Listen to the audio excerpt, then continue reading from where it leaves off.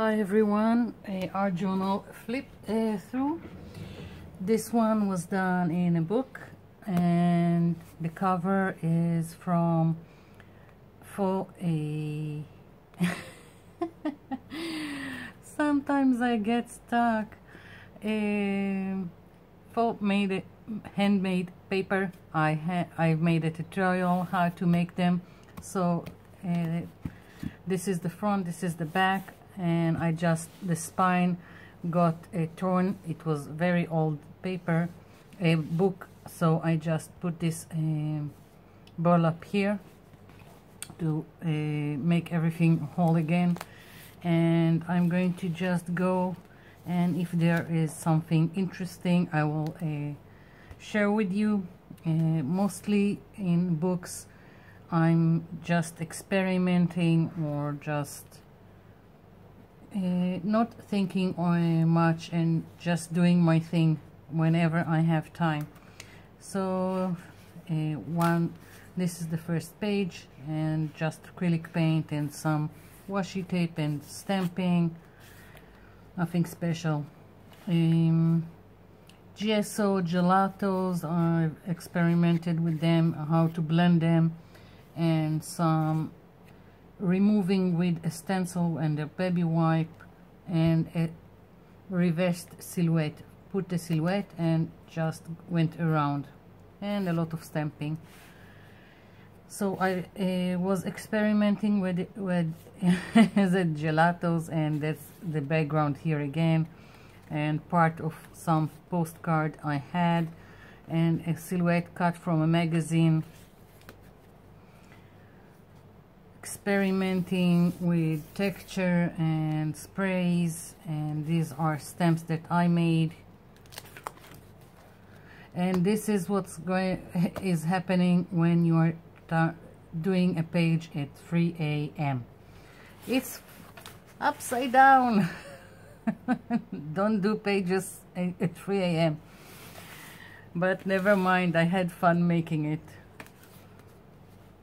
Just a lot of paint and stamping and having fun. A lot of excess paint I had to make the background, and just punched these butterflies and colored them with rainbow colors and stamped so they will be more interesting, each one.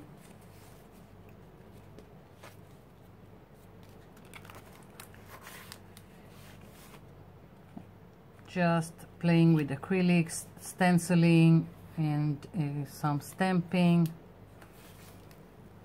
Again, same thing, and some pieces from all kinds of painty paper I had. This one is on video.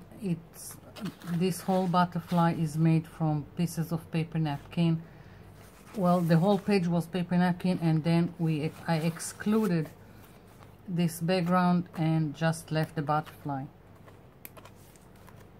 Another page done in the early AMs, so it's once again it's upside down. Just started with the warm colors, the yellows and the oranges and the red, with a brush, and when it was dry went with the cold colors on top again with the brush. That's why I have all this nice visual texture, and this is just stenciling and stamping, and I drew this by hand. So again, early AM. And just playing around with colors and stenciling and stamping. I had lots of excess paint, and that's what I usually do when I have a lot of excess paint. And these are just from some coloring book that I, as you can see, colored. Put them down and just made some circles. Just sprays, my homemade sprays from Gel Food Coloring and Gesso Resist, I believe, I'm not sure, but I think there is a video for this one. and also this one. So, and also maybe this one, or something similar. I showed how to make this kind of leaves with colored backing of a paper napkin, and this the background just acrylic paint. This is a part of a paper napkin and some acrylic paint in the back and stamping. Lots of acrylic paint and again stenciling and just having fun. This one is, I have a video about it, so you can check it out. And here, what did I do here? I think it's gesso, a lot of paint and a lot of stenciling, and this I just drew by hand, and this is a stamp. I think this one is also yeah, this has a video. The background is just comprised of pieces from a children's book that I didn't like, but I did like the colors of the illustration in the book, so I used it to create this background with lots of texture and color, and on top is just pieces from different paper napkins.